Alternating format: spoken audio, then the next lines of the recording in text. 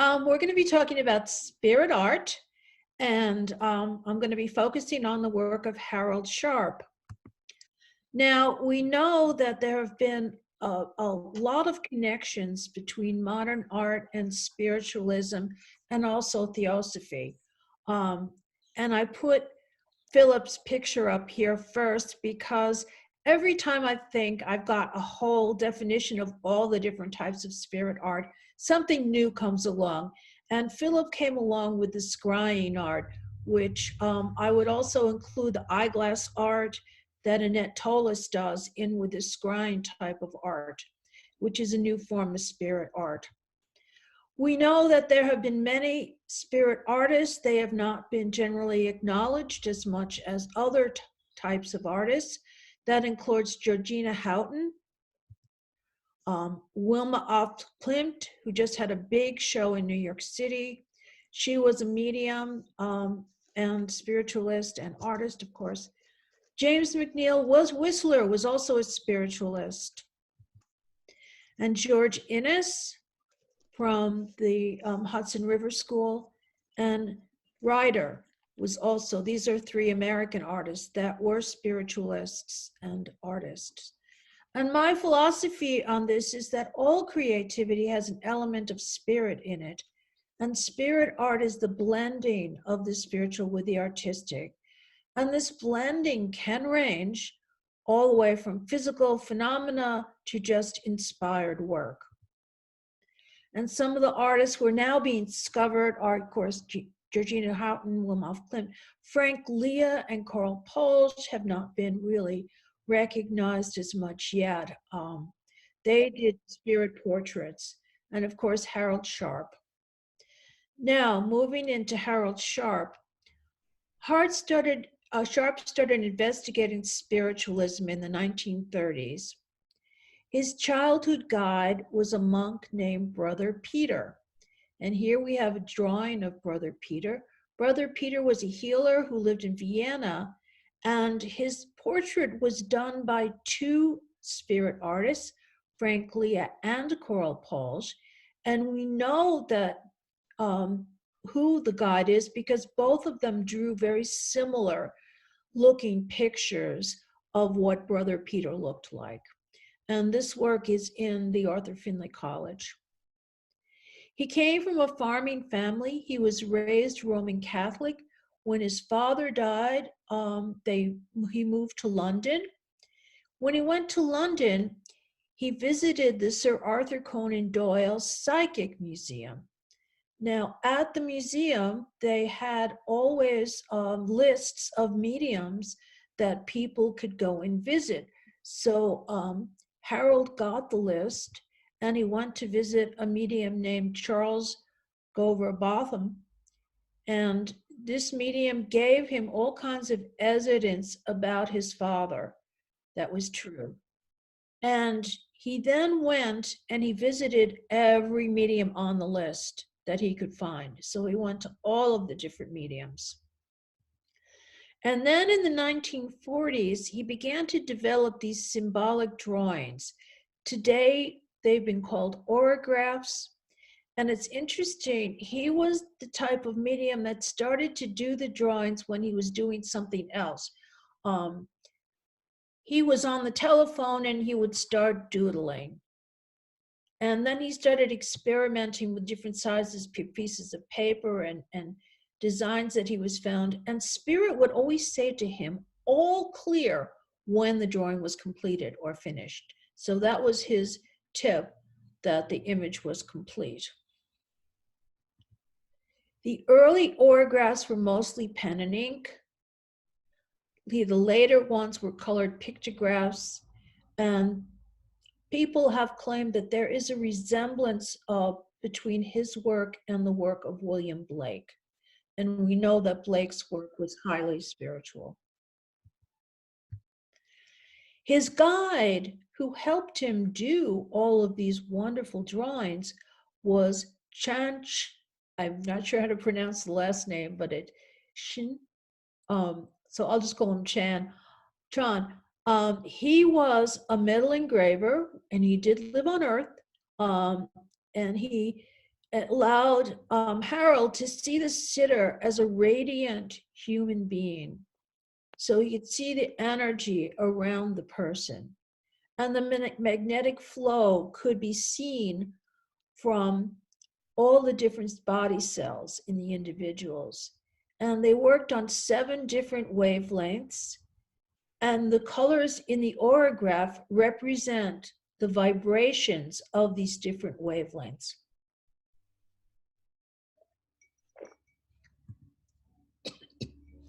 And an aurograph is a symbolic representation, excuse me, of a person's life, past, present, and the potential future. These were created mostly in circles. And the reason why we create the art in circle is because it goes back to the Jungian idea of the mandala. And with the circle, you can really read it as a person's life much more easily than if it was in a square. And also the mandala represents both the individual and the world in which they live. So both elements, the macro and the micro, are there within the circle. And the human aura is distinct from the etheric and spiritual bodies. It's a field of magnetism that surrounds the physical body. Some people can see auras, and the aura will register the vibrations of a person's character, their mentality, their health, and their environment. And as a person who has an aura camera, we can see the different colors that are radiating from people, and it will indicate something about their personality. The psychic news. This is what the psychic news had to say about Harold Sharpe. Harold Sharpe has developed a new phase of his mediumship. It is automatic drawing and coloring, the latest stage being the production of graphs of the human aura, executed in delicate coloring and intricate but rhythmic designs. These are produced at high speed by a medium who has never had an art lesson and cannot normally draw. So what this piece is really indicating is that there is a relationship between his auragraphs and automatic drawing, because automatic drawing is kind of the way he started to do this. And he wasn't doing this consciously, although you'll see he wasn't doing it in trance either. And this is another piece from the Psychic News in 1943. By means of his clairvoyance, Sharpe has seen the spirit artist who is responsible for his new development. He is Chan, a young modern Chinaman of about 30. This Chinaman had often been described to him by other mediums, but until these drawings began, Sharpe did not know the reason for the spirit association. So Sharpe is saying that he's not doing the drawings, it's Chan that's doing the drawings, his spirit guide. And this particular spirit guide was with him through all of the drawings. He says, place colors at my service and I will place myself at yours. He thinks of his guide and he receives colored representations of the aura. Again, this is coming all directly through the guide. He is not in a trance state though. I'd say he's not in a complete trance state, but he's obviously in an altered state of consciousness because he's letting the unconscious mind work rather than his conscious mind. He's letting the spirit come into the unconscious, draw the images through him. Now, this is really interesting. In 1966, Sharpe went to Peking, where Chan had lived, and he found his place, and he found evidence and information of his actual existence on the earth plane. So his guide has been verified that way as well. And he also was one of the kind of beginning members of the Arthur Findlay College. And he died in February 22nd, 1980, at the age of 90. So he lived a very ripe life. And his auragraphs have left a mark on us as spirit artists today.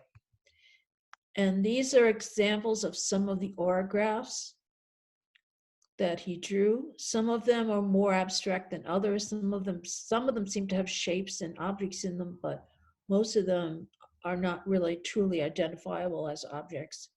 But he would be able to read these and tell you about the life of the person. Now, this is an autograph that I did, but I included this slide because today we have a map for reading autographs, and this is the map. And you can see on the bottom is the childhood, and as you go up towards the top of the circle, you go from childhood, adolescence to present day. And then as you go over the top of the circle into the side of it, you move into the future potentiality for the client. And I have to say, my own personal experience with autographs has been very, very interesting. What I do is I don't, I do have guides that work with me, but what I basically do is clear my mind and let spirit world tell me what symbols and images to place in the art and where to place them.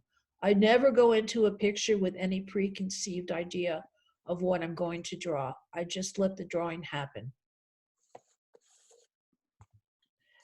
Some other current autograph artists. This is a piece by Stella Upton.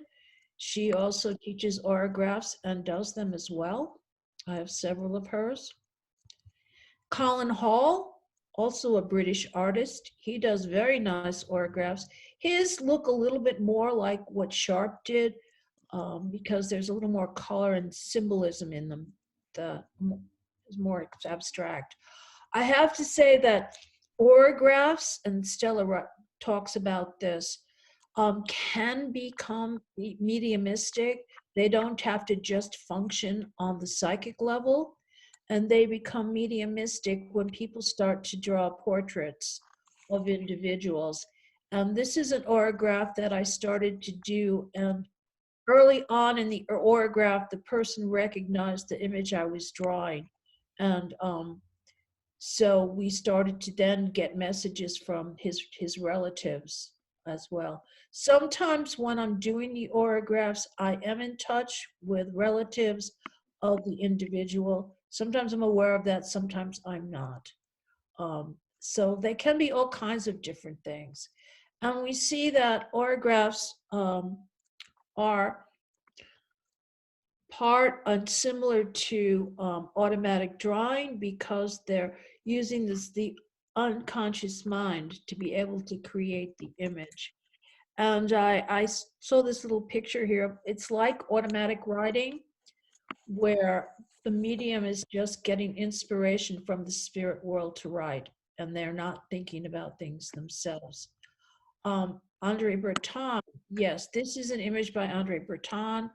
The surrealistic painters were very much into automatic drawing and this effect of it. And these are examples of my automatic drawings. The one of the face was an automatic drawing that I did with my eyes closed, wasn't looking at the page. And after the drawing was done, it was done during a class, and someone recognized the image of the person immediately. So you can get some portraits out of the automatic drawing as well. But as I said, Surrealism really used this technique a lot for their inspiration. And now, if you're ready, we're going to try to do an experiment with automatic drawing. We see that automatic drawing is a flow of the spirit through the artist. In art, automatism refers to creating art without conscious thought. It's accessing material from the unconscious mind as part of the creative process. We also know this as gestural painting. And again, automatic drawing is both physical and mental mediumship, obviously depending on what state you're in. When the trance mediums from Brazil do their pictures in the styles of different artists, they are doing physical mediumship, the way the paintings come out, because they're blending the the paint with ectoplasma to create their images. And this is why some of their images can change over time. Just like the Bang sisters paintings could change for people over time. So also do the trance drawings that the Brazilians do. For example, someone told me that they had a painting of flowers, and when after a period of time, one of the flowers that was closed opened in the picture. And I have to say that Wilma af Klimt, her very first painting, and this is the first one, was based on automatic drawings that she did during a seance. And now we're ready for the exercise. So if everyone would get comfortable, get a piece of paper and a pencil, we will try to create some automatic drawings. Is everybody ready? I can't see everybody's face, but we're going to assume you're all ready. What you have to do is close your eyes, and you're going to relax and think very calm and happy thoughts. When you feel ready, you're just going to take the pencil loosely in your hand, and you're going to let your hand move around and let the hand direct you as you move across the page. And you're going to create a drawing. Just let the hand draw or doodle. Don't even think about it at all. Just let it doodle. And when you feel ready and Spirit tells you it's finished, you can finish it. And open your eyes and take a look at the drawing. Okay, we're going to go through all of these. There's a few more drawings, and then we'll share them all with each other. Okay. So you write number 1 on this because this is the happy drawing. Now we're going to repeat the same thing. However, I want you to think an unhappy thought or something that's bothered you or been disruptive to you today. So it's the opposite of how you just felt. Feel a little agitated, a little irritated. Wait for Spirit to tell you that the drawing is complete, and then you can open your eyes and take a look at it. You can just note in your own mind if there's a difference between the two drawings. Now, this third drawing is going to be a little bit different. We're going to tap into the unconscious mind a little bit more, because what we're going to do is I'm going to ask you to place the pencil in your hand that is your non-dominant hand. Meaning, if you're right-handed, you're going to place it in your left hand. If you're left-handed, you're going to place it in your right hand. And again, we're going to just relax, place it in your hand. I know it might feel a little strange at first, but if you place it like right on top, directly on top of the page, it might be easier. So put the pencil on the page. I want you to relax and to clear your mind. Clear your mind of all thoughts. Have no intentions in your mind except the intention of allowing your hand to move across the page. Just let your hand move across the page. Try not to direct it, just let it flow. The idea is flow. The more it flows, the better it will probably be. And again, the Spirit will tell you when the piece is done. Now, if we're ready, we'll start to take a look at some of the things you've done and try to look at some of the interpretations of the pieces. Let me stop my sharing. Okay, we're going to stop sharing now. Show us your Harold Sharpe pictures.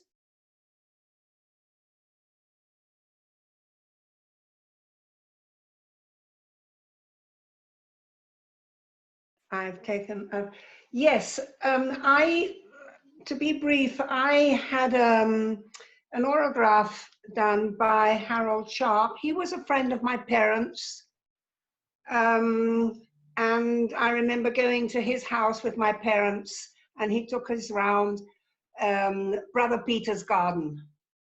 And he had his garden so beautifully laid out. My father was a great gardener, so there was great interest there between them. I have the originals of my mother and my father's autographs. He laid them out. I don't know how I can. He laid them out in 5. I'll try to go down. Wait a minute. Can you see them? Yes. Yeah. In 5 lines, and each one was an incarnation. So you can see on the right, 1, 2, 3, there are different incarnations. I can't get the whole thing in. Yes, I can now. Yeah. And then in his own writing, he wrote out this explanation of each of my mother's. These were my mother's, which is the right and which is the left. I get very lost here with the thing, of her different incarnations. And this is the original piece of paper that I have from Harold Sharpe. This was in 1970. Okay. In 1970. That was, yes, this was my mother's, and my father's was very similar. I don't know if I'm holding it correctly. It's good Am now. I? It's good now. The work on it, the intricacy, the little tiny lines, it's absolutely incredible. I remember when he did mine, one thing that has stuck in my mind was, of course, I've mislaid it over the years. I've traveled all around the world.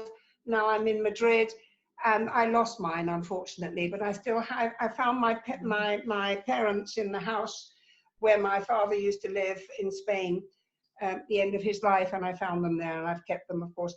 But I remember he was not in trance, as you said, but he was semi, shall we say, sort of. And I remember that when he wrote about me, I remember the word showed, and he wrote SHEWED. It was the Old English. There were a lot of words I remember which were Old English, which of course must have been from the guide, but I don't know which guide it was who at that time was speaking or writing through Harold Sharpe. But that was something that was rather curious. Yes, and what your drawings show to me is that his work progressed, is that the round autographs were more like one lifetime, where the pictures you're showing us were a series of lifetimes that a person had. Exactly. Now, that would be of great interest to the Arthur Findlay College, Yeah. just to let you know, because they have all of his collection there of his works, and they're the ones that have a lot of the history of of his works. So I just keep that in mind. It would also be good to copy, or if they could get a copy of what you've got. Oh yeah, I was there a year or two ago at the, but it didn't occur to me to take it with me. But I can certainly have photocopies made. And yes, because they've just published a series of books on Harold Sharpe. Oh yes. Oh well then. All of them are in circles. None of them are in squares like yours. Interesting. So what I'm saying is that this is very interesting, and you have uncovered a piece of history about him that many people don't know. Do we know the dates of them, Susan? These are these are earlier. She said hers was done in 1970. 1970. Yeah, he died In 19. 80, wasn't it? No, 19. Died 2 years later. Yeah. But I'm pretty sure these were done. Well, they said these started to be done in the 1940s. So he started off with round Ah. and then went to So square. he started off with So- round ones, which were Ah.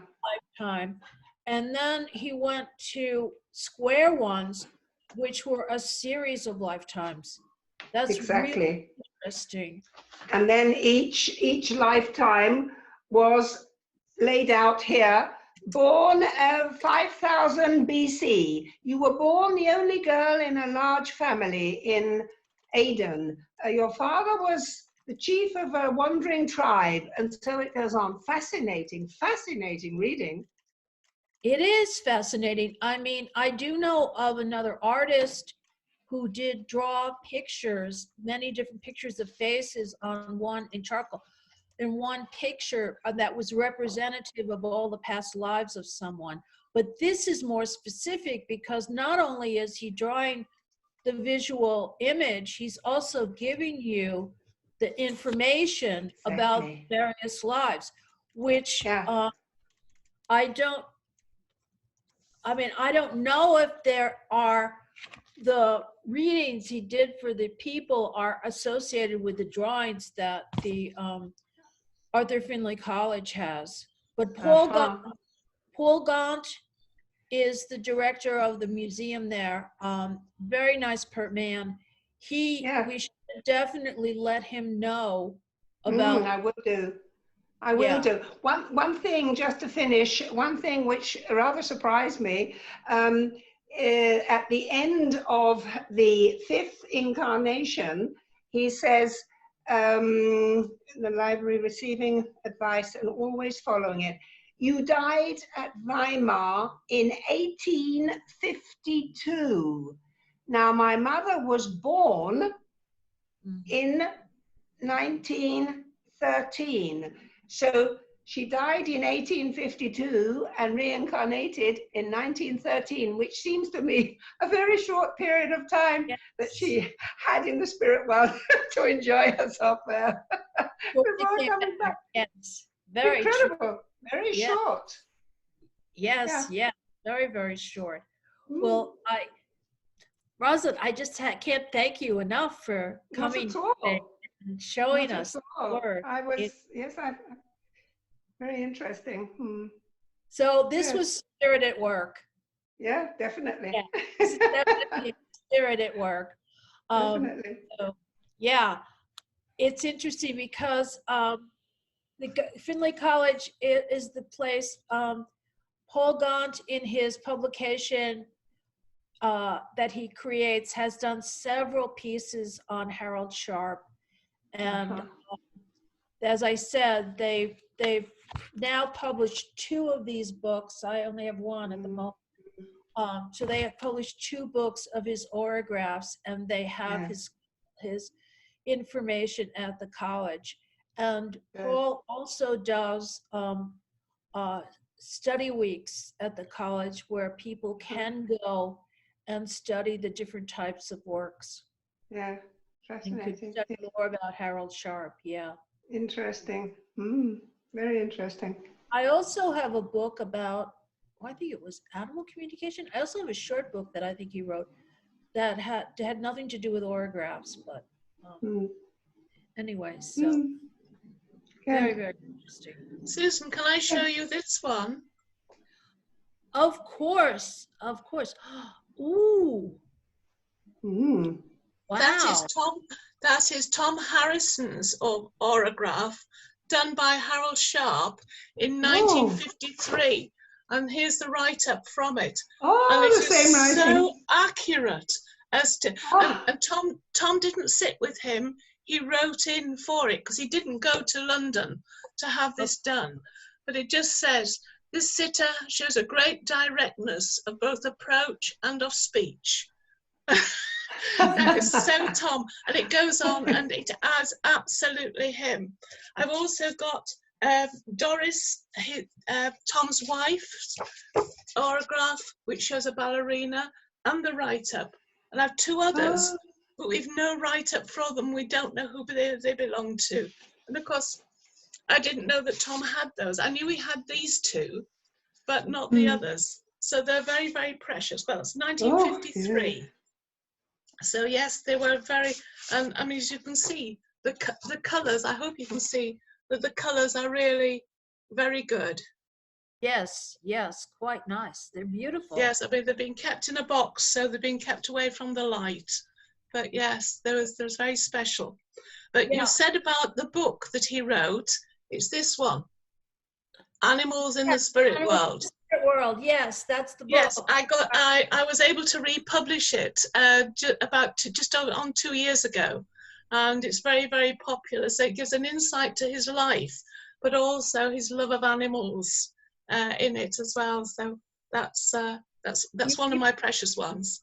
Yeah, I don't know if I have your version of that book or not, because there Well, wasn't much about his life in the one I well, occupied. that's the one that I republished because it's been out of print for many years. And when the lady at the bookshop at Arthur Findlay College asked whether or not it was possible to get it back into print, I found somebody with a copy. We were able to do it. But the animal pictures on the front are all mine. Oh, So they're up to date, but it's absolute joy that we're able to do it. But you were saying that Arthur Findlay College had all his pictures. No, not all. unfortunately, the SAGB lost many of his autographs in a flood years ago, and so they were completely lost. But yeah, but he's one of my special people. I love working. Yeah, but he's also he's one of those artists that people need to know about. Yes. And the problem is that art history took all the spiritual out of the art. And one of the chapters in my new book is going to be trying to put these people back in. It's going to be all about spiritualist artists, because spiritualist art has never been considered a religious art form. No. But it actually is. It is very much so. I know because in 1991, when I first started to work with Mavis Patilla, she asked me to start doing autographs, but nobody told me how to do them. And when I did just some flowers, Sue Rowland said to me, "But Anne, you can't just put flowers on a page. You need to have a structure." And then Mavis said to me, "Anne, you're going to work this afternoon in the sanctuary. Do an autograph for somebody." And I thought, what do I do? And so they said, "Okay, Anne, sit there, do one." And I thought, what do I do? And suddenly Spirit came in and said, "Draw the letter." And I did the letter of the person's name. And that's what I've done ever since. And so mine are very much structured around the initial letter of their first name. And this is one that I did. I don't know if you can see it. Oh, lovely. Lovely. That was done in 92, and then I had a long break, but I did do a couple of years ago. I did this one for a lady. I don't know if you can see. Oh, very nice. A lady called Linda. And so it just is, but always I get an impression of an animal or something special within it. I never know how it's going to come. I just allow the Spirit to work as they want to work. That's exactly. Yeah. So yeah, that's exactly right. You just let Spirit direct you for. Yes. Goes in. As I said, when I start one, I do the clean slate. I say, let Spirit tell me what images and kind of where to place them in the autograph. Now, over the years, and I don't know whether it was Stella who came up with the map. I'm not sure where the map originated from. I think I probably got it from Stella first. They have created the map. Oh, I know who also. There is another artist in Switzerland who's done autographs as well. Coral Ryder also does autographs. I don't know if you know of her work, but Yeah. Yeah, Coral does both the autographs and the portraits. Said, yeah, we do spirit art the second and fourth Tuesdays at 9 o'clock New York time. And right now we are working on autographs, and we're working on the symbolism that goes with the autographs. So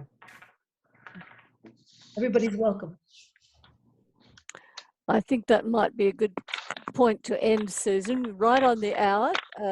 Very, very fantastic.